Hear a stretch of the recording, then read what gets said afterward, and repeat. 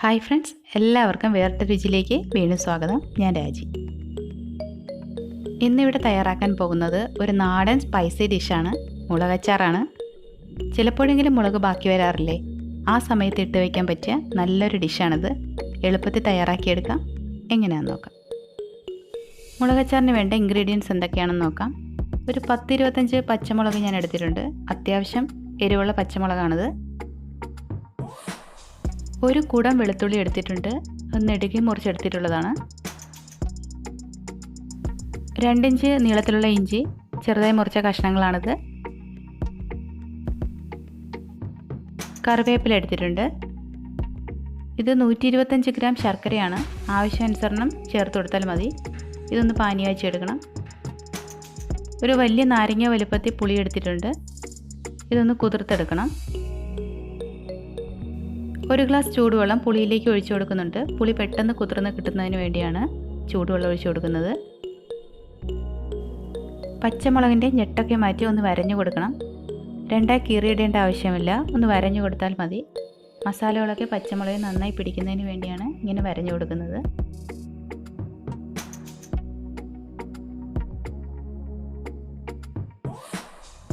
ഇവിടെ ഞാനിപ്പോൾ മുഴുവൻ പച്ചമുളകും വരഞ്ഞെടുത്തിട്ടുണ്ട്. ഇനി ശർക്കര പാനി വെച്ചെടുക്കാം. പാത്രത്തിലേക്ക് ശർക്കര ഇട്ടതിന് ശേഷം ഒരു 1/2 ഗ്ലാസ് വെള്ളം കൂടി ഞാൻ ഒഴിക്കുന്നുണ്ട്.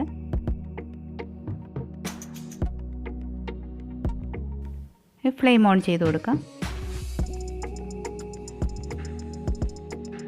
ശർക്കരയിലുള്ള മണ്ണും കല്ലുമൊക്കെ അരിച്ചു മാറ്റുന്നതിന് വേണ്ടിയാണ് പാനി വെച്ചെടുക്കുന്നത്.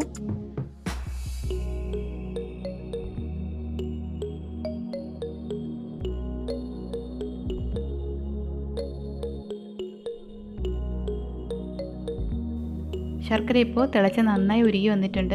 ഇനി ഫ്ലെയിം ഓഫ് ചെയ്ത് കൊടുക്കാം. ഇതൊന്ന് അരിച്ചെടുക്കാം.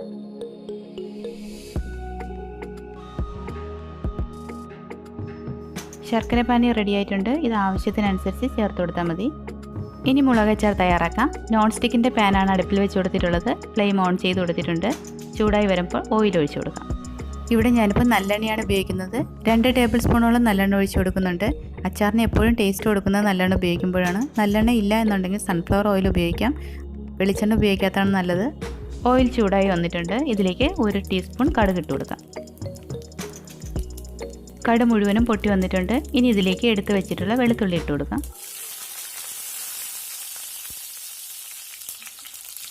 ഇനി ഇഞ്ചി കൂടി ഇട്ട് കൊടുക്കാം. ഒന്ന് നന്നായി വഴറ്റി കൊടുക്കാം. ഇഞ്ചിയും വെളുത്തുള്ളിയൊക്കെ ഒന്ന് ചെറുതായി മൂത്ത് വരണം. ഇനി കറിവേപ്പില കൂടി ഇട്ട് കൊടുക്കാം. ഇനി ഇതിലേക്ക് എടുത്തു വെച്ചിട്ടുള്ള പച്ചമുളക് ഇട്ട് നന്നായി ഒന്ന് വഴറ്റി കൊടുക്കാം. പച്ചമുളക് വരഞ്ഞിട്ടിരിക്കുന്നത് കൊണ്ട് പൊട്ടിത്തെറിക്കില്ല. മുഴുവനോടെയാണ് ഇട്ടിരിക്കുന്നതെങ്കിൽ പൊട്ടിത്തെറിക്കാൻ ചാൻസ് ഉണ്ട്. അപ്പോൾ അങ്ങനെയാണ് ഇടുന്നതെങ്കിൽ ഒന്ന് ശ്രദ്ധിക്കണം. 1 ടീസ്പൂൺ ഉപ്പ് ഇടുന്നുണ്ട്. നന്നായി ഒന്ന് വഴറ്റി കൊടുക്കാം. ഇതിന് ശേഷം ഒന്ന് മൂടി വെച്ച് വേവിക്കാം. ഒരു 2-3 മിനിറ്റ് മൂടി വയ്ക്കാം. ലോ ഫ്ലെയിമിലിട്ട് വേണം മൂടി വെച്ച് വേവിക്കാൻ, അല്ലെങ്കിൽ പെട്ടെന്ന് കരിഞ്ഞു പോവും. ഇപ്പോൾ ഏകദേശം 2-3 മിനിറ്റൊക്കെ ആയിട്ടുണ്ട്. പച്ചമുളകിൻ്റെ പുറത്തൊരു വെള്ള പാട പോലെ വന്നിട്ടുണ്ട്. ഈ ഒരു പരുവം മതിയാകും. ഇനി ഇതിലേക്ക് പുളിവെള്ളം ഒഴിച്ചു കൊടുക്കാം. നേരത്തെ കുതിർക്കാൻ വെച്ചിരുന്ന പുളിയാണിത്. ഇത് നന്നായി പിഴിഞ്ഞ് അരിച്ചെടുത്തിട്ടുള്ളതാണ്. ഇതുകൂടി ഇതിലേക്ക് ഒഴിച്ച് നന്നായി മിക്സ് ചെയ്ത് കൊടുക്കാം.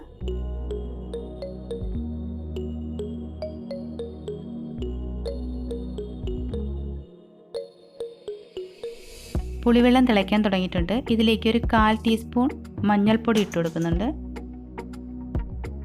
പച്ചമുളകിന് അത്യാവശ്യം എരിവൊക്കെ ഉണ്ട്. എന്നിരുന്നാലും അച്ചാറൊക്കെ ആകുമ്പോൾ ഒരു കളറൊക്കെ വേണ്ടേ, അതുകൊണ്ടാണ് കാശ്മീരി മുളക് പൊടി 1 ടീസ്പൂൺ ഇട്ട് കൊടുക്കുന്നത്. അച്ചാറിടുമ്പോൾ പൊടികളൊന്നും മൂപ്പിച്ചിടേണ്ട ആവശ്യമില്ല. അതേ കളറിൽ കിട്ടുന്നതിന് വേണ്ടിയാണ് നേരിട്ട് ഇട്ട് കൊടുത്തത്.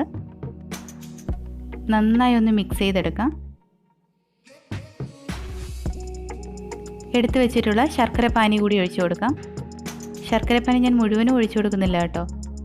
ആവശ്യത്തിനനുസരിച്ച് ടേസ്റ്റ് നോക്കിയതിന് ശേഷം ഒഴിച്ചു കൊടുക്കാം.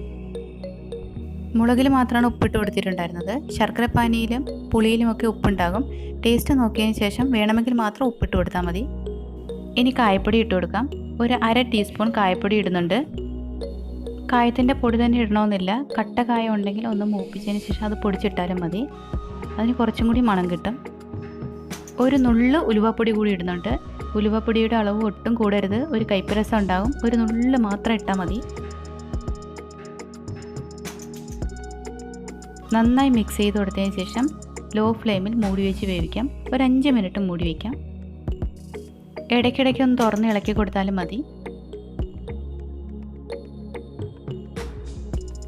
ഇപ്പോൾ ഏകദേശം ഒരു 5 മിനിറ്റ് ആയിട്ടുണ്ട്. ഇപ്പം മുളകച്ചാർ കുറുകി വന്നിട്ടുണ്ട്. ഗ്രേവിയോട് കൂടി എടുക്കണമെന്നുണ്ടെങ്കിൽ ഇത്രയും പറ്റിച്ചെടുക്കേണ്ട ആവശ്യമില്ല. ഇനി ഇതിൻ്റെ ടേസ്റ്റ് നോക്കാം.